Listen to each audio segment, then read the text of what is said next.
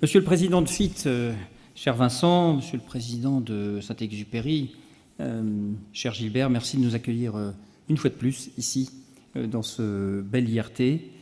Et puis, messieurs et mesdames, les présidentes et directeurs d'IRT, et puis mesdames et messieurs, les représentants aussi de nos partenaires importants dans ce modèle IRT.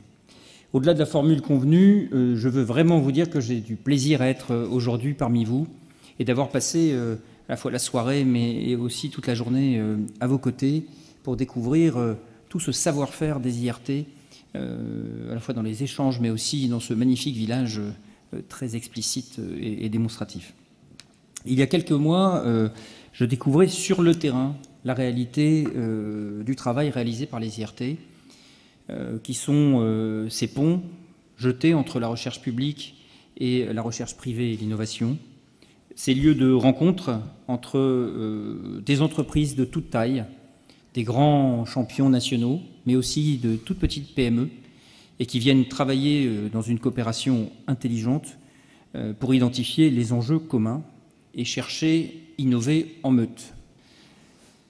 Dans mes visites, dont je vous remercie tous pour ceux qui m'y ont accueilli, et je sais que je dois encore 2 visites à 2 IRT, je les ferai rapidement, j'ai découvert à la fois des équipes et des directions très engagées, très mixtes aussi dans leur parcours d'origine, et puis portant des compétences à la fois pointues et surtout, et c'est important, pragmatiquement orientées sur les enjeux de compétitivité technologique de nos entreprises. J'ai découvert aussi des plateformes techniques d'excellence, et là aussi c'est important, mutualisées. Et puis j'ai rencontré la présence active de partenaires publics et privés, qui est fondée sur une sorte de contrat explicite, en tout cas bien assumé, autour d'objectifs opérationnels. Et puis enfin, j'y ai constaté avec beaucoup de plaisir aussi la présence et l'accompagnement des collectivités territoriales. Ici, nous en avons un très bel exemple au B612 avec la contribution des 3 principales collectivités territoriales, régions, métropoles et départements. Et ce que je découvrirai encore avec plaisir dans les 2 derniers IRT que j'ai visités, et puis ceux que je revisite régulièrement, c'est la confirmation de la pertinence du diagnostic, du constat qu'avaient établi Alain Juppé et Michel Rocard dans les années 2010. C'est aussi la pertinence de ces recommandations et de l'accomplissement que nous voyons se déployer aujourd'hui. Cette inspiration, manifestement, était la bonne. On le constate aujourd'hui dans les IRT. Le modèle IRT était la réponse adéquate. Et la mise en œuvre qui se déroule sous nos yeux, vous en êtes ici tous les témoins et les acteurs. En résumé, l'investissement que fait l'État dans les IRT, à peu près plus de 100 millions d'euros par an en moyenne, répond à la vision que portait le Commissariat général à l'investissement et que nous portons désormais aujourd'hui au Secrétariat général pour l'investissement dans notre rôle d'investisseur d'État.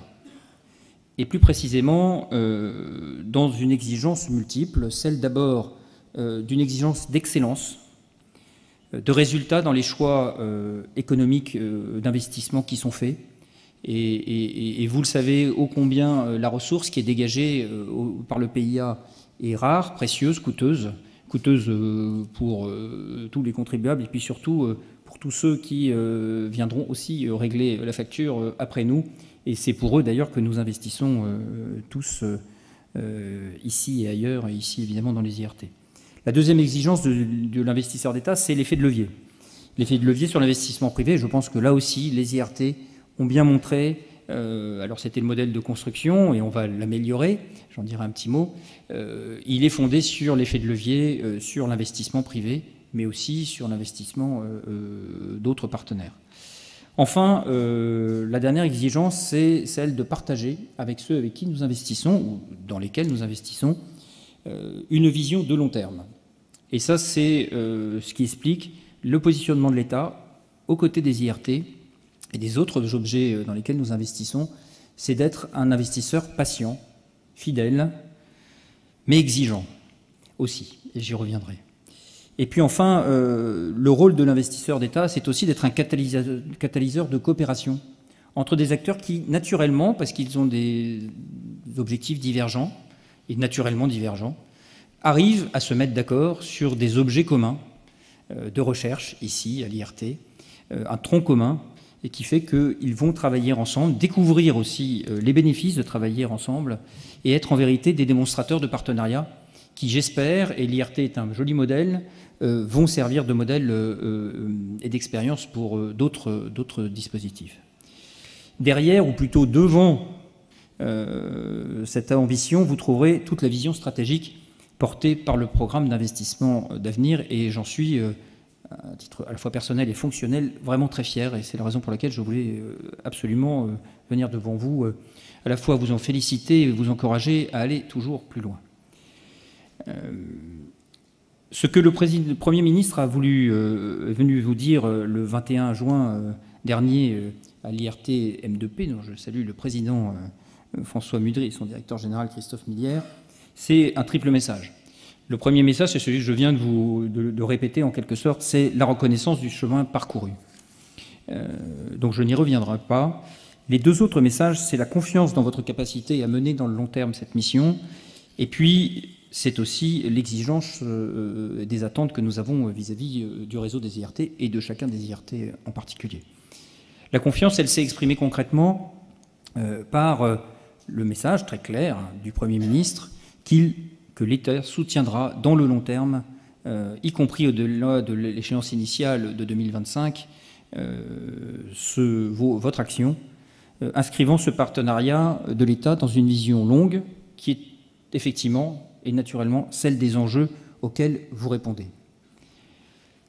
Mais comme la confiance, c'est une sorte d'amour inconditionnel, il a une petite condition dans la confiance, on le sait pour ceux qui sont parents, c'est l'exigence.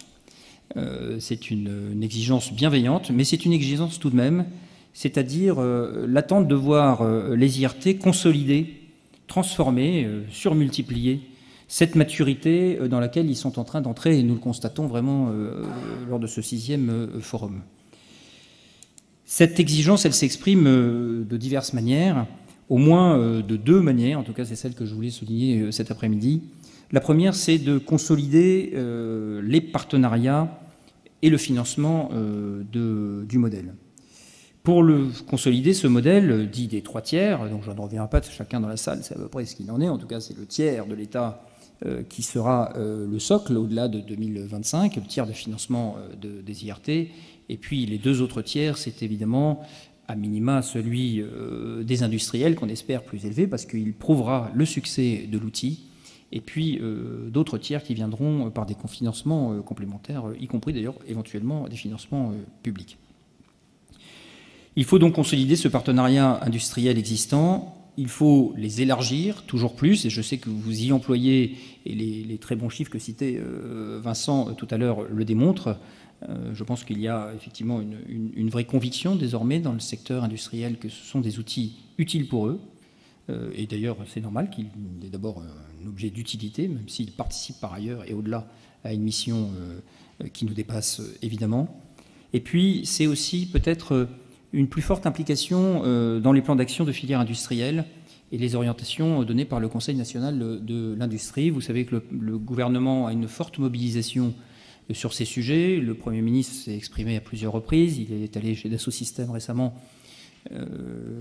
mettre en œuvre une politique d'appui vers le passage vers l'industrie 4.0 pour les grands groupes et surtout aussi pour les PME qui sont confrontés très rapidement à ces enjeux. Mais c'est aussi sans doute lors du Conseil exécutif du Conseil national de l'industrie le 22 novembre prochain, là aussi sans doute de nouvelles ambitions qui seront fixées, et on compte bien que les IRT participent pleinement à ce mouvement.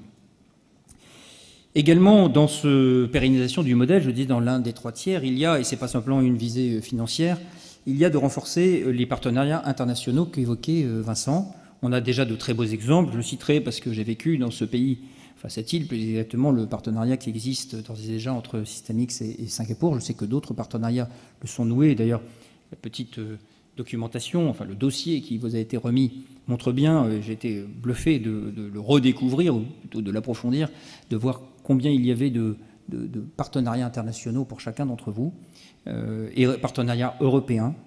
Et je me permets d'insister évidemment sur cet aspect européen, à la fois parce que c'est évidemment une des sources de financement qu'on souhaite mobiliser à l'échelon national, non pas dans une logique de juste retour, mais de juste utilisation de ces crédits. Et puis parce que, à travers la recherche, l'innovation, les partenariats d'entreprise, nous construisons une vraie Europe concrète qui parle aux Français. Et je pense que c'est, vous l'avez tous compris, un des enjeux majeurs pour les quelques années, peut-être même quelques courtes années que nous avons devant nous. La deuxième exigence, c'est de porter toujours plus haut la vocation d'être des maisons communes. C'est un terme que j'ai beaucoup entendu dans la bouche de Vincent, de Gilbert et de chacun d'entre vous. C'est de permettre d'abriter et de permettre la rencontre, surtout, entre les industriels, les académiques, les collectivités territoriales, les pôles de compétitivité qui sont pas étrangers à la création des IRT, dont on espère d'ailleurs qu'ils vont reprendre un rôle plus moteur à vos côtés, voire ensemble. Ça, c'est à vous, effectivement, de construire ce modèle avec ces pôles de compétitivité qui vous sont par nature proches et que vous connaissez, puisque ce sont des effets de sites, de régions, de bassins industriels. Et c'est d'être des éléments également actifs d'une urbanisation des instruments de la valorisation. Vous êtes évidemment, et de manière de plus en plus visible, des outils de cette valorisation qui a été voulu par cette démarche du programme d'investissement d'avenir. Il y a d'autres outils à vos côtés et il est important qu'on arrive à urbaniser tout cela, les SAT, les instituts Carnot, les plateformes des centres techniques. Voilà. On a en France une grande créativité, comme vous le savez, et je pense que les IRT, avec cette capacité à s'organiser ensemble, peuvent jouer un rôle important également. Et à ce titre, vous savez que dans les demandes du Premier ministre à Metz figurait la demande de ce rapprochement entre les ITE et les IRT. Nous avions ce matin un comité de pilotage et j'ai pu constater avec beaucoup de satisfaction le très bon esprit dans lequel s'engager ce chantier, avec à la fois beaucoup de méthodes. On voit bien l'esprit à la fois scientifique et industriel, de méthodes avec deux groupes de travail qui vont travailler ensemble, repérer les bonnes pratiques, ce qu'on peut tirer concrètement de bon de ce rapprochement. C'est également de pouvoir bénéficier aussi de l'expérience un peu de l'avance des IRT, puisqu'ils sont nés quelques années avant les ITE, pour permettre aussi aux ITE de progresser plus vite aux côtés des IRT, et puis de constater en définitive, et c'est de là que vient, au-delà des souhaits de mutualisation qu'on peut comprendre aussi, s'agissant de soutien de l'État, mais c'est surtout et avant tout le constat que, et on le voit à travers le village qu'on a visité, on voit bien qu'il y a des logiques transversales qui sont en train de se mettre à l'œuvre. Je voyais pour l'intelligence artificielle, il y avait déjà 6 IRT sur 8 qui étaient embarqués.